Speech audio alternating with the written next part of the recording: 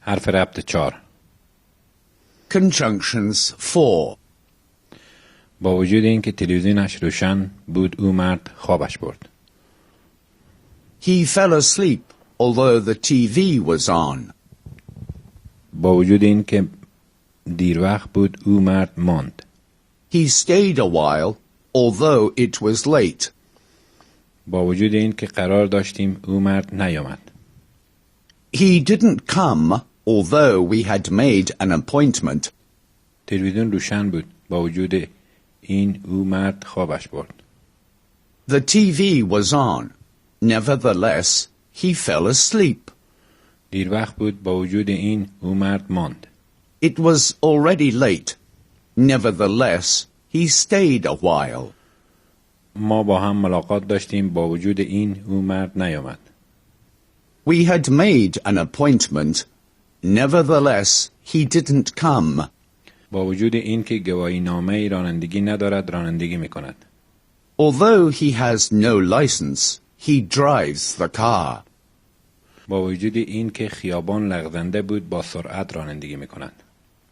Although the road is slippery, he drives so fast. با وجود این که مست است با دوچرخه می رود. Although he is drunk, he rides his bicycle.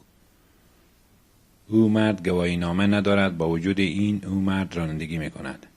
Despite having no license, he drives the car. خیابان لغزنده است با وجود این او مرد تند می راند. Despite the road being slippery, he drives fast. او مرد مست است با وجود این او مرد با دوچرخه می رود. Despite being drunk, he rides the bike.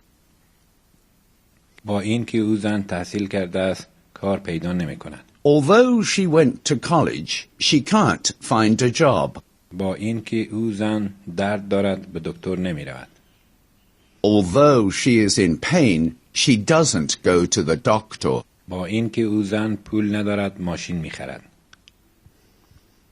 Although she has no money, she buys a car. او تحصیل کرده است با وجود این کار پیدا نمی کند. She went to college. Nevertheless, she can't find a job. او زن درد دارد با وجود این به دکتر مراجعه نمی کند. She is in pain. Nevertheless, she doesn't go to the doctor. او زن پول ندارد با وجود این یک خودرو می خرد. She has no money. Nevertheless, she buys a car.